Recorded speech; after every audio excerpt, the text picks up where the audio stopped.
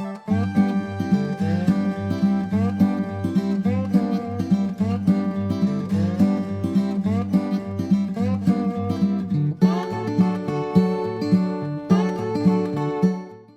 माताजी मित्रों, केम छो बधा। हूँ छुं वनिताबेन गोंडलिया राजकोट थी। मारी यूट्यूब चेनल वनीनी वानगी में तमारुं स्वागत करूं छुं। तो आज आपणे बनावशुं बजार में मळता क्रिस्पी चणानी दाळना वड़ा।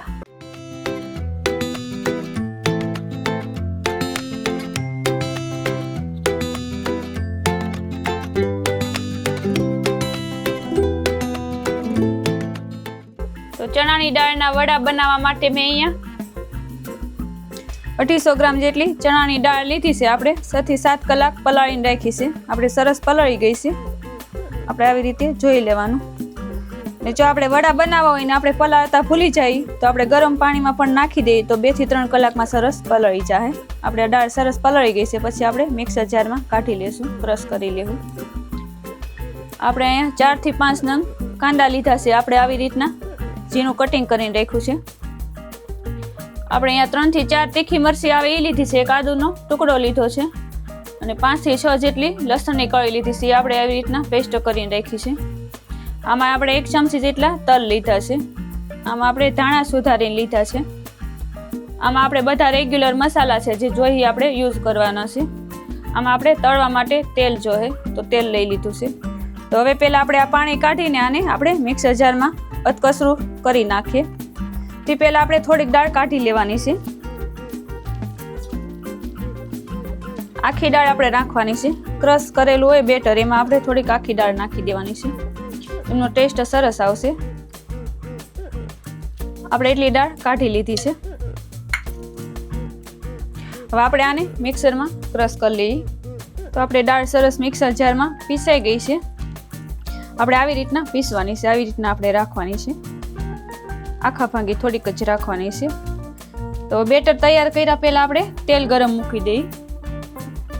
એટલે આપણે બેટર તૈયાર થઈ જાય તે આપણે તેલ ગરમ થઈ જાય તો ગેસ ચાલુ કરી દઈએ પહેલા।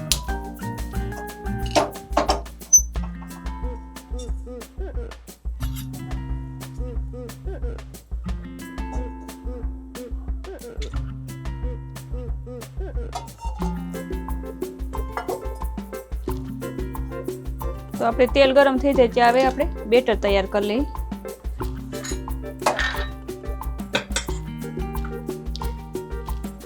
તો આપણે આ કાંદા લીધા છે આપણે આમાં નાખી દેવાના છે।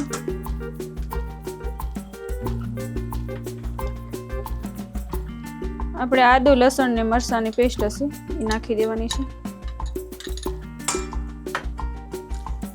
પછી આપણે આ દાળ આખી રાખી છે એ આપણે નાખી દઈએ। થોડી દાળ આપણે પીસતી વખતે કાઢી લેવાની, એનાથી સ્વાદ સરસ આવશે દાળ વડામાં। આપણે આ ધાણા સુધારીને લીધા છે નાખી દઈએ। આપણે આમાં તલ લીધા છે 1-1.5 ચમચી જેટલા એ નાખી દીધા।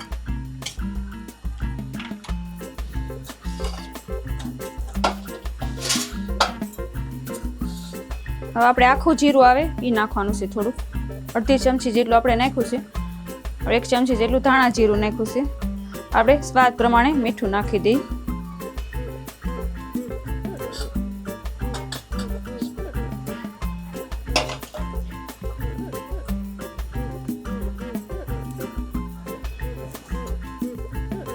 હવે આપણે બેટર સરસ મિક્સ કરી લઈએ, હાથથી કરી લઈએ એટલે સરસ થઈ જાય।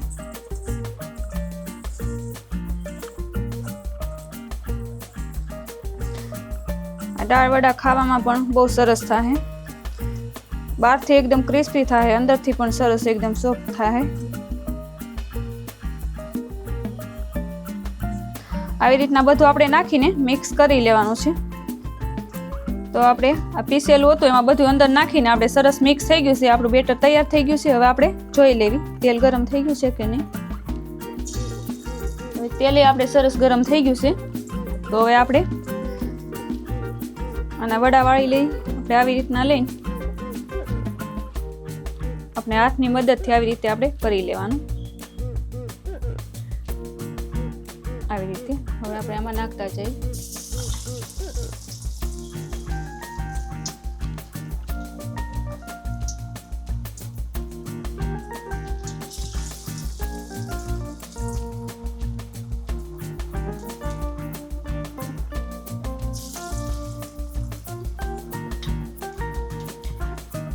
આવી રીતે આપણે કરતું જવાનું, તેલમાં નાખતું જવાનું.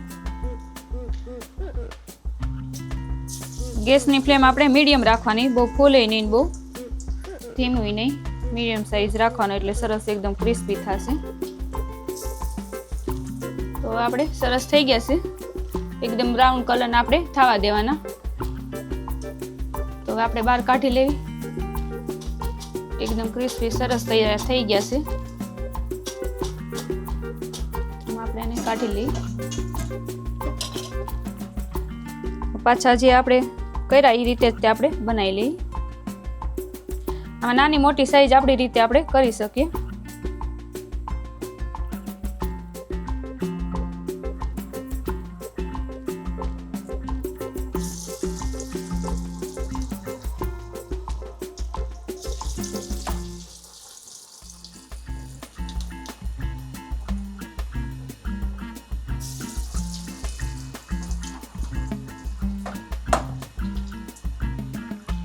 આપણે અંદર નાખતા હોય ત્યારે ગેસની ફ્લેમ આપણે ધીમી કરી નાખવાની, એટલે આપણે દાજવી નહીં, પછી આપણે વધારી દેવાની. આ દાળ વડા આપણે ઘરમાં રહેલ વસ્તુમાંથી જ તે બની જાય, કંઈ બહાર લેવા નહીં જવું પડે, બનતાય વાર નહીં લાગે.